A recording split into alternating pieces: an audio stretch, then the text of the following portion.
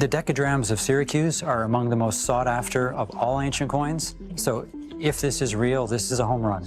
Every once in a while, someone walks into the gold and silver pawn shop with no idea what they're holding. They expect a few $100s, maybe enough to cover rent. But something shifts the moment an expert leans in. Numbers get thrown out that don't match the story the seller told themselves. Not always in a bad way. Sometimes, the item in their hands was worth far more than anyone admitted. And the moment they heard the real figure, everything changed. But not always in the way you'd expect. Pawn Stars premiered on the History Channel in July 2009. Nobody predicted what it would become. Within 18 months, it was pulling in over 7 million viewers per episode. Numbers that turned a pawn shop in Las Vegas into one of the most recognized storefronts in America, according to Nielsen ratings at the time. People weren't tuning in for the deals. They were tuning in for the moment just before the deal. That pause, that look on a seller's face when a number lands that they weren't ready for. But here's something the show doesn't advertise. According to a 2012 interview with The Hollywood Reporter, producers tell sellers before filming to expect typical pawn offers. That's the baseline they walk in with, low expectations, deliberately set. So when an offer comes in that blows past what someone prepared for, it's not scripted surprise. It's real.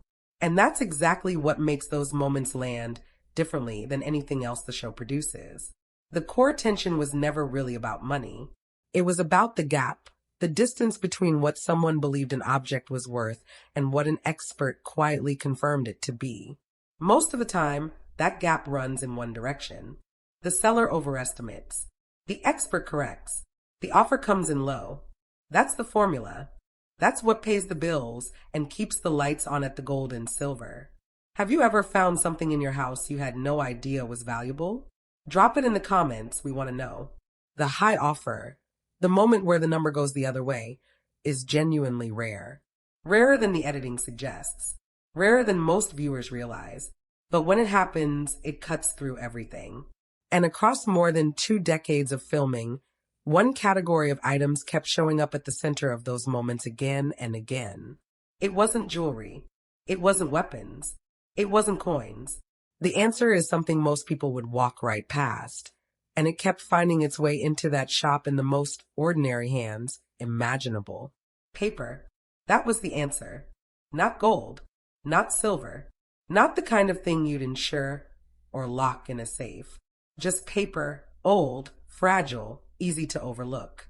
And again, it was the category that produced the most dramatic reversals between what a seller expected and what an expert confirmed. Historical documents and signed manuscripts have a particular power on camera. They don't look like money. That's the point.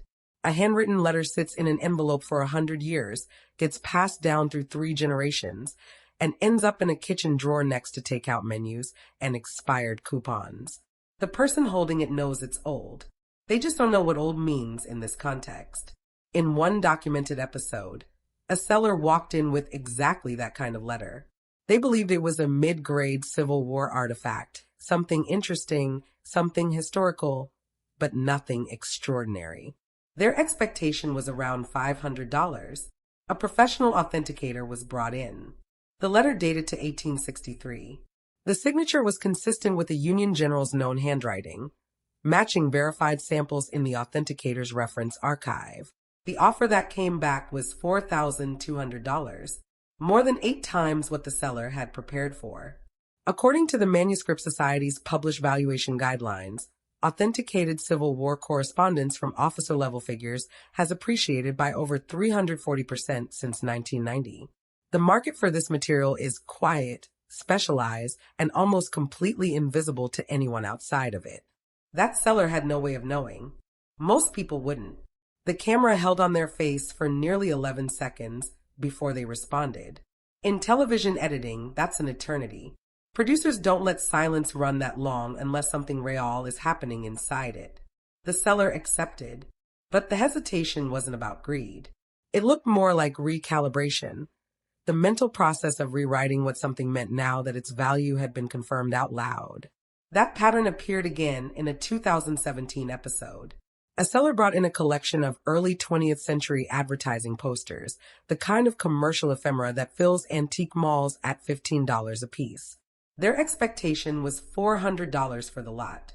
The final offer came in at $3,800, nearly 10 times the opening number.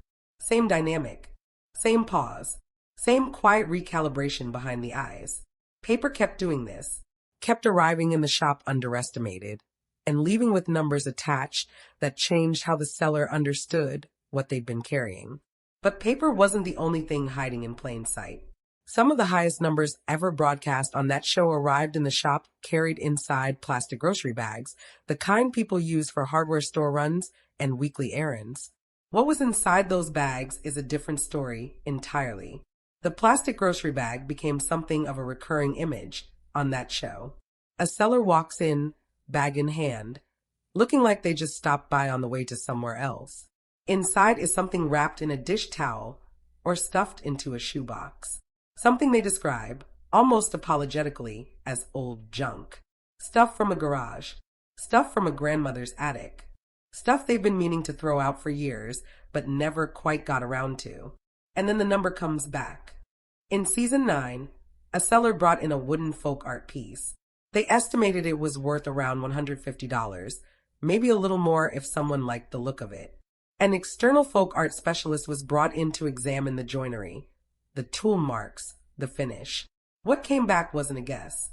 It was a provenance trace to a documented Vermont craftsman active between 1870 and 1910, a maker whose surviving pieces had been cataloged by regional folk art historians. The appraisal landed at $6,500. The seller had carried it in under one arm. This is not an isolated case. Rick Harrison has spoken openly about the research infrastructure behind these moments. In a 2019 podcast interview with Stuff You Missed in History Class, he confirmed that the show's research team occasionally cross-references items against Sotheby's and Christie's auction records before filming. That process exists precisely because the staff has learned that ordinary-looking objects can sit at the intersection of 2 or 3 collector markets simultaneously, and when they do, the numbers stop behaving predictably. One seller had used an antique powder flask as a doorstop for 14 years. 14 years of foot traffic past an object that Christie's published records show has sold at auction for between $1,800 and $4,500 for similar military accessories from the 1840 to 1860 period. The offer on camera came in at $2,800. The seller stared at it for a moment. Then they looked back at the flask. Then back at the number. That moment, that specific sequence of glances, appears in some version across almost every high offer segment the show has produced. The object suddenly looks different once a value has been placed on it out loud. It doesn't change physically, but something about the way the seller sees it shifts in real time. The grocery bags kept coming. The attic discoveries kept arriving. And the numbers kept surprising people who had lived alongside valuable things for years without ever knowing it. But here's what the footage reveals when watched closely across multiple seasons. The item matters less than most people think. There is a specific pattern to who walks away with the high offer and who doesn't. And it has almost nothing to do with what's sitting on the counter. It has everything to do with something the seller does or doesn't do in the first 90 seconds of the conversation. The first 90 seconds tell the story almost every time. Watch the footage closely enough across enough episodes, and a pattern emerges that has nothing to do with the object on the counter. It has to do with the person standing behind it, specifically what they say first, how they hold themselves, whether they mention that the item belonged to someone they loved before the negotiation has even started. A 2016 paper from the University of Chicago Booth School of Business examined haggling dynamics in reality television specifically. The finding was precise. Sellers who disclosed emotional attachment early in a negotiation received offers averaging 22% lower than sellers who remained neutral. 22%. Across dozens of transactions, the pattern held. Emotion, introduced too early, functions as information, and not the kind that helps the person introducing it. On Pawn Stars, this dynamic plays out in almost every high offer moment. The sellers who walked away with unexpectedly generous numbers shared a profile that had very little to do with luck. They were calm, they were informed, and they were genuinely willing to leave without a deal. In season 12, a retired teacher brought in a pre-prohibition whiskey bottle collection. Her opening valuation was $1,200. She didn't explain where the bottles came from or what they meant to her. Instead, she cited 2 prior auction results she had pulled from a whiskey collector's newsletter before arriving. Rick Harrison made an offer of $3,500. She declined without hesitation. He countered. She waited. He came up to $3,800. She accepted, a figure 316% above what she had originally placed on the collection. The edit made it look effortless, clean, almost casual. It was not. That kind of composure in a negotiation, under cameras, with a number on the table that already exceeds expectations, is genuinely difficult to maintain. Most people don't manage it. The pattern is hiding in plain sight across 23 seasons, and once you see it, you can't unsee it. Subscribe if you want to keep watching this kind of breakdown. There's more where this came from. But the negotiation dynamic only explains part of what the show captured over the years. There were at least 3 moments across its run where the highest offer ever made was followed immediately by something nobody in the room expected, and the cameras caught every second of it. Some offers don't just close a deal. They close something else entirely. In season 7, a 67-year-old man walked into the gold and silver pawn shop carrying a collection of vintage sports memorabilia. His expectation was $800. Reasonable, he thought. Maybe a little conservative. The collection went to a sports authentication specialist. What came back changed the entire temperature of the room. Buried inside the collection was a signed 1952 Topps Mickey Mantle rookie card in near mint condition. According to PSA's public grading database, fewer than 60 cards from that print run have ever been graded at that level. The offer came in at $9,500, nearly 12 times what the man had walked in expecting. He sat in silence for 38 seconds. The camera stayed on him. The room stayed quiet. 38 seconds is long enough to feel uncomfortable watching it.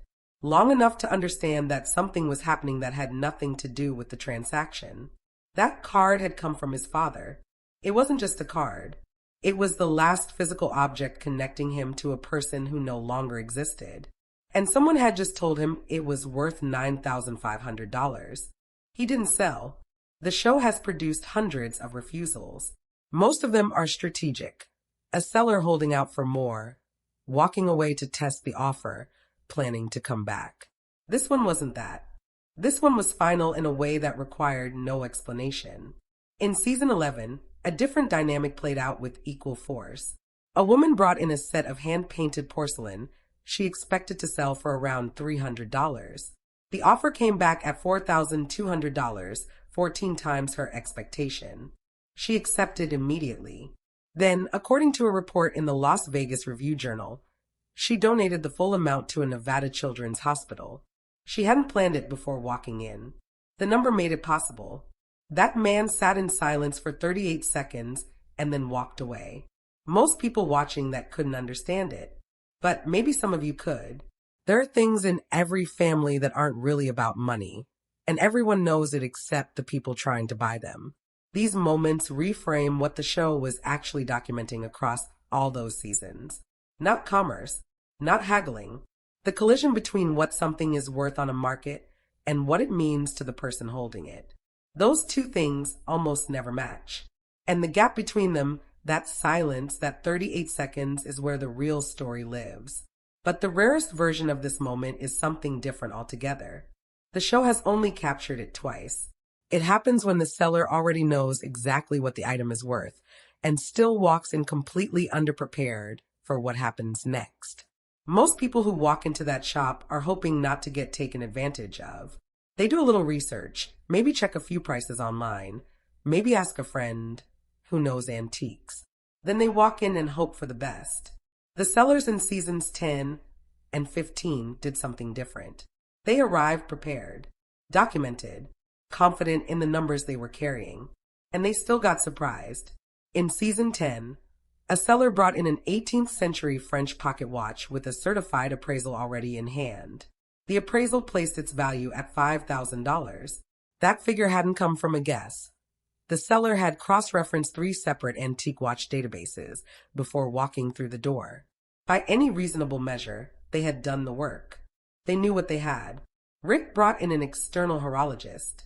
The specialist examined the movement, the case, the hallmarks. The assessment came back at $8,500, 70% above a valuation the seller had considered reliable.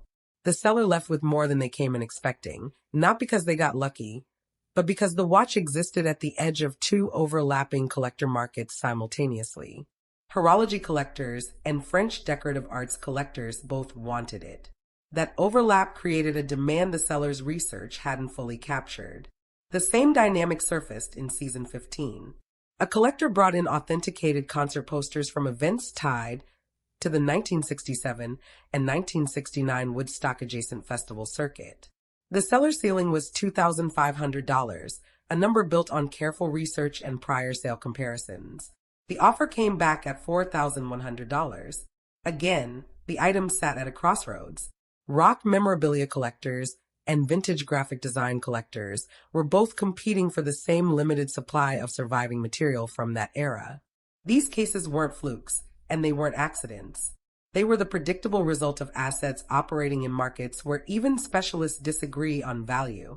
When demand from 2 separate collector communities converges on a single object, the price stops behaving the way either community expects. The seller who knows their item is valuable can still walk out having underestimated it, because the market they researched was only half the story. Here is the number that reframes everything else.